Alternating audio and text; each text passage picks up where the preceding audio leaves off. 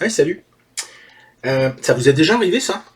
Vous installez une appli ou vous essayez de vous connecter sur un site web, et puis on vous propose de vous connecter facilement sur l'appli ou le site en utilisant ici Amazon, Apple, Google,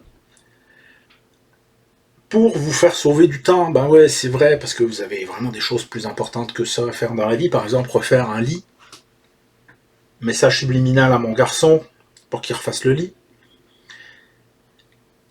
Surtout, résistez à la tentation et ne le faites pas. C'est ce qu'on appelle en anglais du single sign-on, d'authentification unique. Parfois, c'est la traduction qu'on retrouve.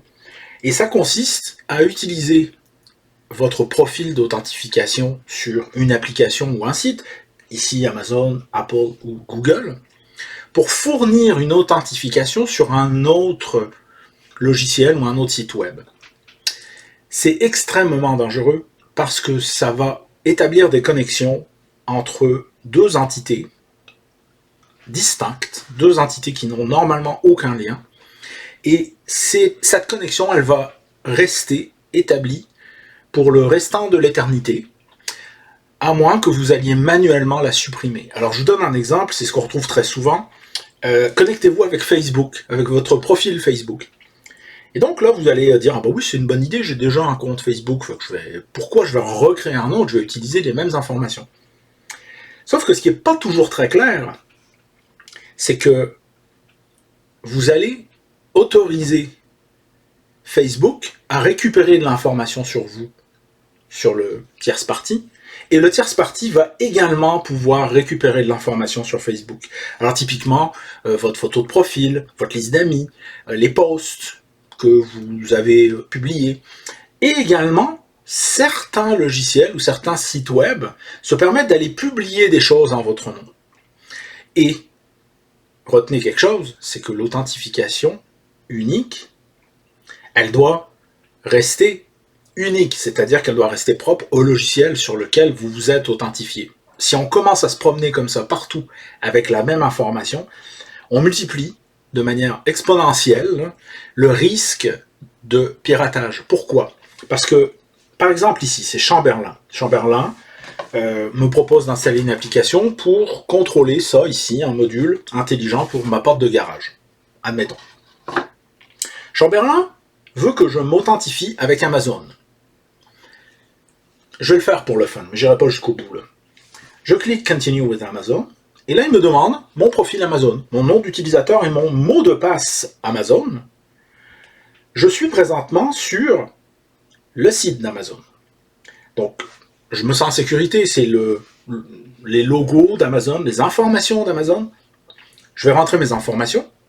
À partir du moment où je vais cliquer Connecter, je vais avoir établi une relation d'affaires entre Amazon et Chamberlain.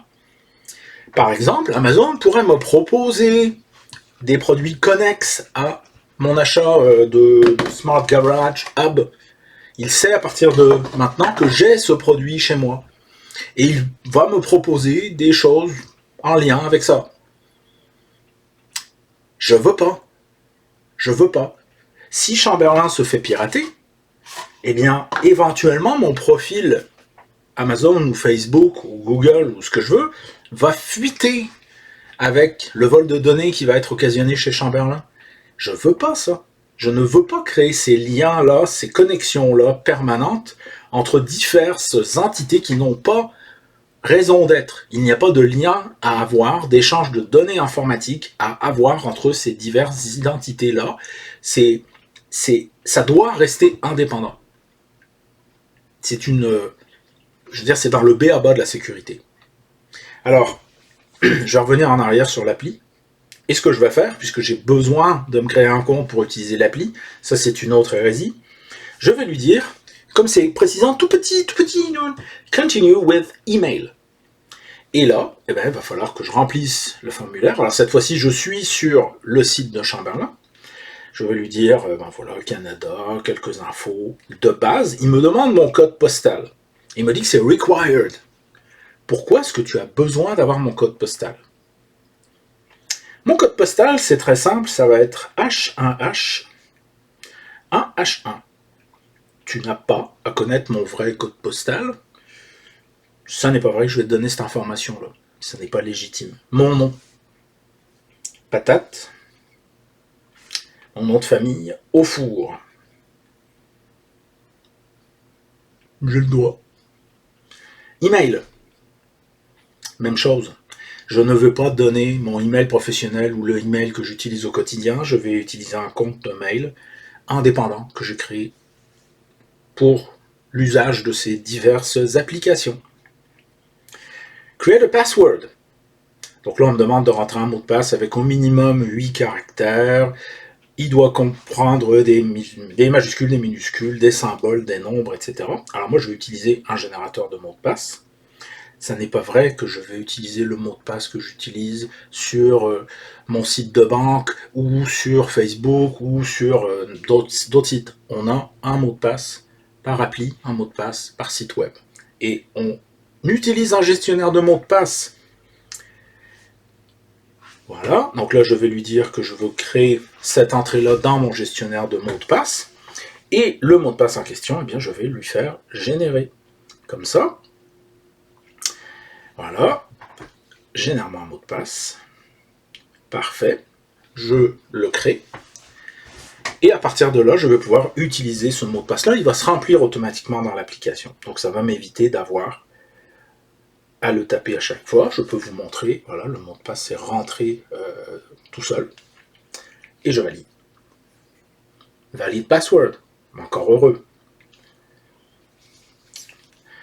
Alors, c'est pas vraiment plus long. Honnêtement, c'est pas vraiment plus long et c'est nettement plus sécuritaire.